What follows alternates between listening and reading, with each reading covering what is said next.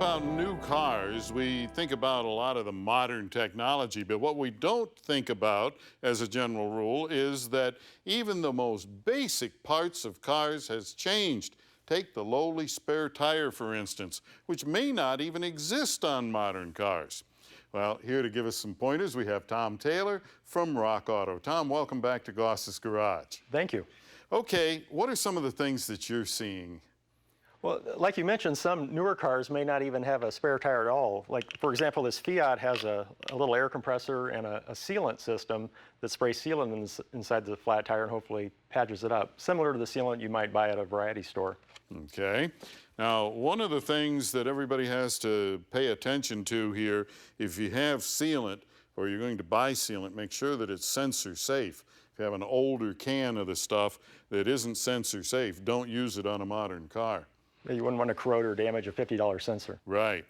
Okay, we find a lot of people come into our repair shop that they bought a used car, let's say, and they don't check in the trunk, and the jack and parts are either corroded like this one or non-existent.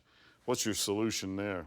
Well, if you have a system that's missing parts or no spare at all, and you don't feel comfortable traveling a long distance with a flaky system, you can build your own system from scratch. A simple jack, a lug wrench, maybe a sturdy platform for the jack, and then you can get a steel wheel, a simple steel wheel, or you can from Rock Auto, or you can get a aluminum or whatever wheel was original in your car that matches the other wheels in your car.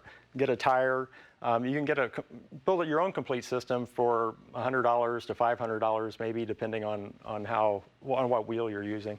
Okay, and that would give you unlimited mileage. Right, it'd just be like the other wheels on your car. All right, now most cars these days have this arrangement, which is a temporary spare. You got some tips about that?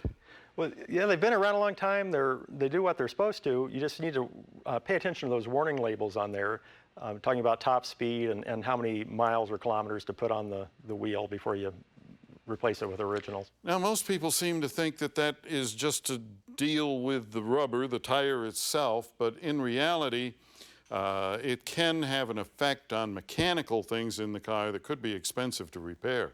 Right. If the diameter of the temporary spare is a little bit different than the normal wheels, you could damage your axle or transmission, and nobody wants to do that to get a few more miles off a spare tire. For sure. Tom, thank you. And if you have a question or comment, drop me a line right here at MotorWeek.